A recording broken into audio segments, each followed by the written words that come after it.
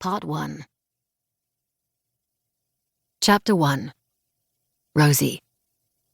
London, June 1991. The man I've come to see is nearly a century old, white-haired and lean, with just a dash of his youthful film-style looks remaining. He sits alone on stage, drumming his fingers on his knees. His head is tilted back as he takes a hard look at the crowd, at the latecomers standing awkwardly in the aisles, their smiles sheepish, at the young couple who've brought their children, a toddler girl swinging her legs back and forth, and the older one, a boy, solemn-faced and motionless. At me. Usually when two strangers make eye contact across a crowded room, one or both will look away, but neither of us do. Alexei Ivanov will be reading tonight from his memoir, the slim, red-jacketed book sitting on a table next to his chair.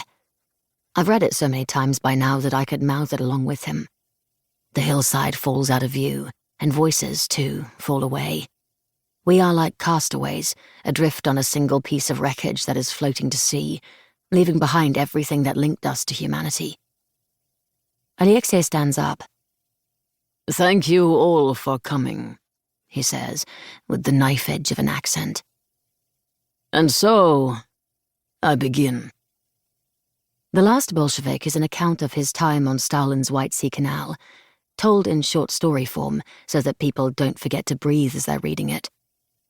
Today, Alexei has chosen the tale of a work party's doomed expedition through a grim, wintry wilderness to build a road that no one would ever take. The holes that the prisoners dug were for themselves. It would be their only grave.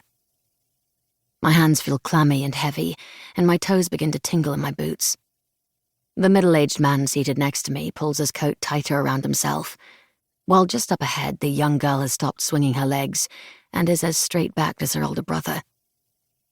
In a lecture hall full of people, Alexei Ivanov has snuffed out every sound. He reaches the end of the story and closes the book. "I am open to questions," he says. There's a faint shuffling of feet. Somewhere in back, someone coughs and a baby begins to fuss.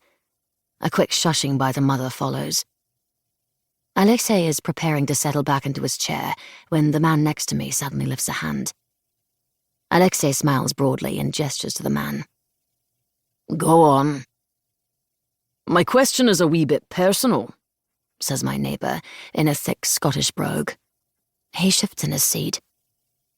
"I hope you don't mind. Please. You dedicated this memoir to someone you only call Kukulka. Is there any chance you will share with us who that is?"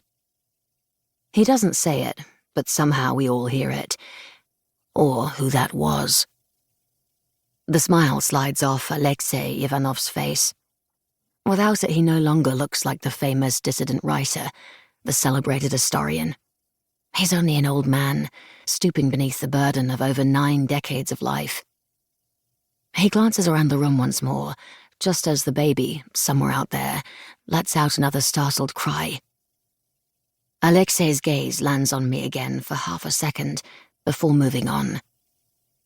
"Hers is a name I never speak aloud," he says.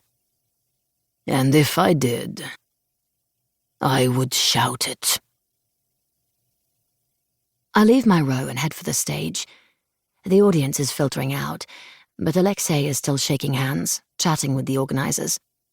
I've read all his writing, mostly while hunched over in a reading room in the Bodleian, and this is the effect of those musty hours, that pure silence.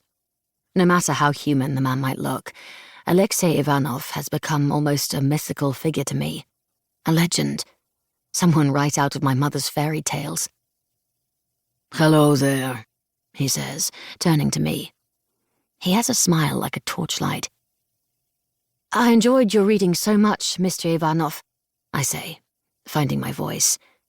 Maybe enjoy isn't the right word, but he nods. "Your story is inspirational." I'd planned in advance to say this, but only after saying it do I realize how much I mean it.